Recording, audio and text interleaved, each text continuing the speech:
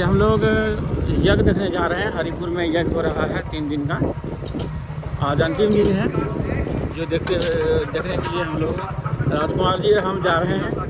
चलिए आप लोग को आज यज्ञ में जो वहाँ पर विधि है, क्या प्रवचन होते हैं, ये सब सारे बातों को आप आज इस वीडियो में आप सुन पाएंगे और देख भी पाएंगे।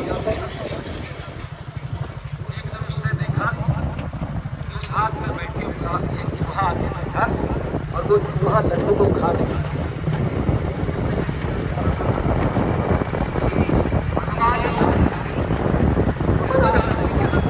आगे हटिया तक पहुँचे हैं, अभी पहुँचे नहीं हैं और थोड़ा दूर है।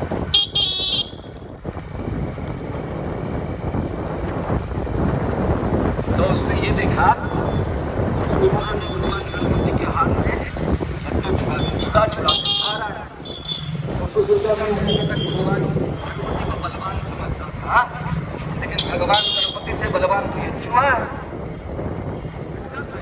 है आगे डाल गया, दिख रहा जो भगवान गणपति को हटाया और चूहे की पूजा करने लगा, चूहे की आरती गाता।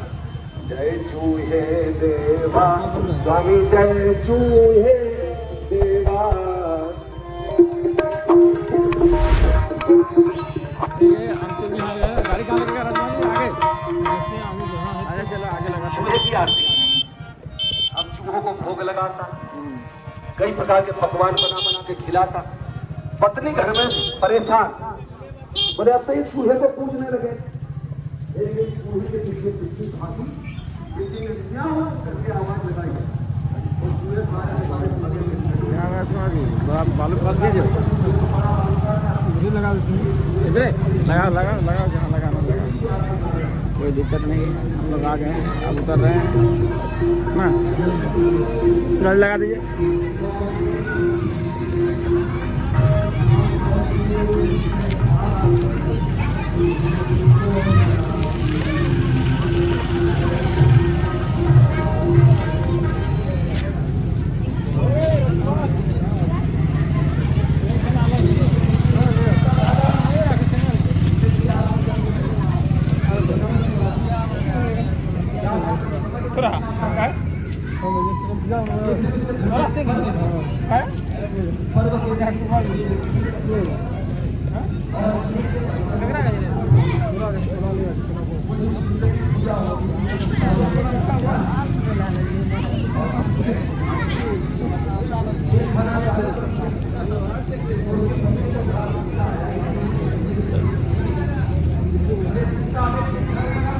बच रहे हैं चल। हाँ गाड़ी बड़ा बड़ा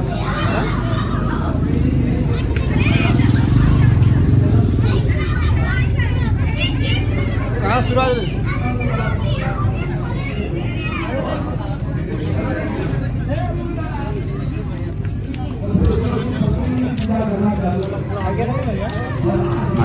बहुत ज़्यादा भीड़ है।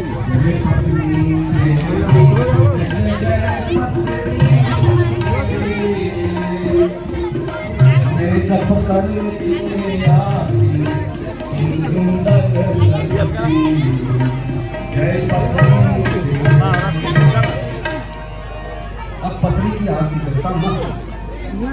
पत्नी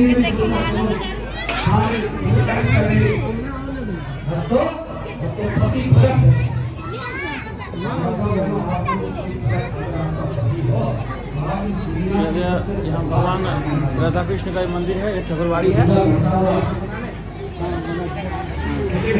उसके बाद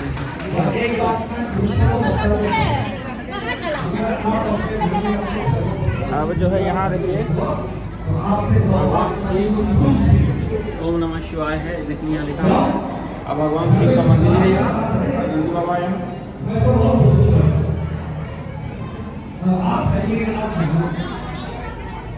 तो पत्नी की पूजा करने लगा। अब एक दिन दिवाली का समय था, पत्नी का भाई ये है राम जानकी मंदिर।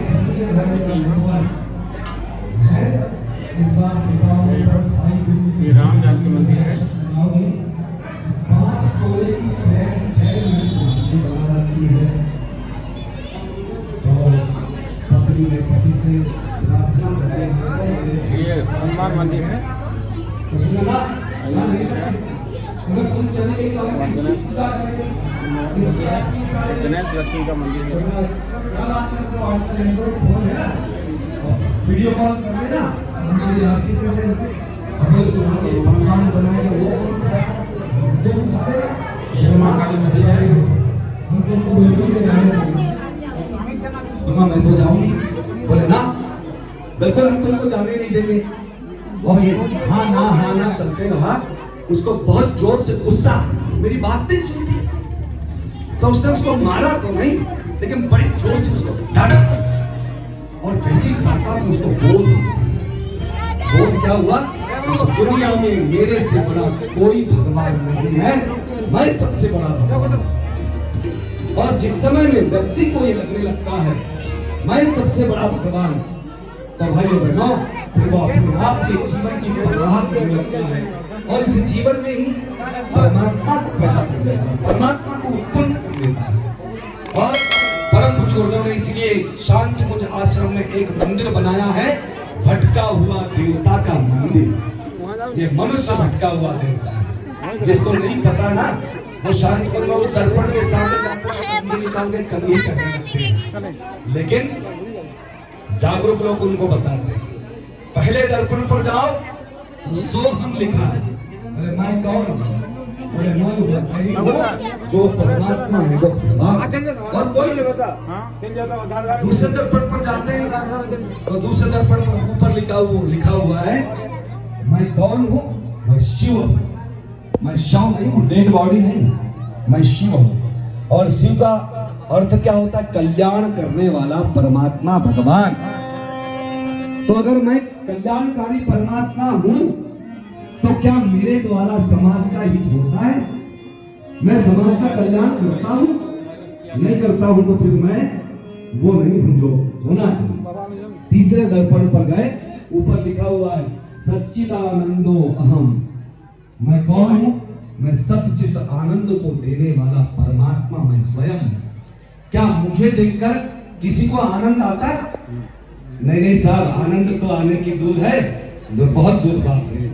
कहीं कहीं किसी के घर में देखा है, पिताजी जब घर में आ जाते हैं तो जैसे ड्राइंग हॉल में पिताजी आ गए तो बच्चे किचन रूम में चले जाते हैं, तो बेडरूम में जाके छिप जाते हैं, और पिताजी बेडरूम में चले गए तो बच्चे जी किचन में घुसते हैं। पिताजी किचन में आ गए तो बच्चे ड्राइंग हॉल में भाग जाते हैं। क्यों? ये पिता नहीं आया, कोई हिटलर आ गया, कोई तानाशाह आ गया, कब मार देगा, कब गाली दे देगा, कब पता नहीं क्या करेगा। क्या परिवार में वो सदाशयता है? क्या वो प्रेम है? क्या प्रेम का सागर परिवार को बना रखा है? क्या सच्चित आनंद को देने वाले अपने आप को गुणों से भर करके रखा है? नहीं रखा। तो यहाँ गुरुदेव कहते हैं, फिर आप सच्चिदानंदो हम कैसे हो सकते हैं? आपके जीवन का ध्येय होना चाहिए, आप सच्चिदानंदो अहम बन जाए, अर्थात आपको देख करके लोगों को प्रसन्नता होने लगे, तो फिर मान करके चले कि आप सच्चिदानंद बन गए। आपको देख करके लोग कहने लगे कि किसके दर्शन कर लिए, कौन दिखाई पड़ गया, आज का दिन खराब हो गया, तो फिर मनुष्य जीवन यहाँ पर वंचित होता चला गया। अगला दर्पण आता है तो उसमें लिखा हुआ है, अहमात्मा ब्रह्म, मैं इस संसार की सबसे बड़ी शक्ति हूँ, जिसने चराचर जगत को बनाया वो भी कोई और नहीं, वो भी मैं हूँ। और पांचवा दर्पण आता है तत्वमसि, चिति जल पावक गगन समीरा, पंच तत्व रचे अधम शरीरा। ये पंच तत्व कोई और नहीं है, वो भी मैं हूँ। अर्थात मुझे मेरे जीवन की परवाह करनी चाहिए, मुझे अपने आप के जीवन को सद्गुणों से सजाना चाहिए, मुझे अपने आप को परमात्मा भगवान बनाने के मार्ग पर आगे बढ़ा करके लेकर के चलना चाहिए। मेरा जीवन अनगढ़ता के लिए नहीं है। भाइयों बहनों, मैंने सुना है इस देश में और विशेष रूप से इस क्षेत्र में खूब व्यसन करते हैं लोग। व्यसन करना मनुष्य की प्रकृति नहीं है। बलि प्रथा को महत्व देते हो, सूर्य भगवान के मंदिर में बलि चढ़ाते हो, दुर्गा मैया काली मैया के मंदिर में बलि चढ़ाते हो। भाइयों बहनों, ये संसार में जितने भी प्राणी हैं वो सब के सब प्राणी परमात्मा के हैं, परमात्मा के जीव है। और यहाँ गोस्वामी तुलसीदास जी भी कहते हैं, ईश्वर अंश जीव अविनाशी, चेतन अमल सहज सुख राशि।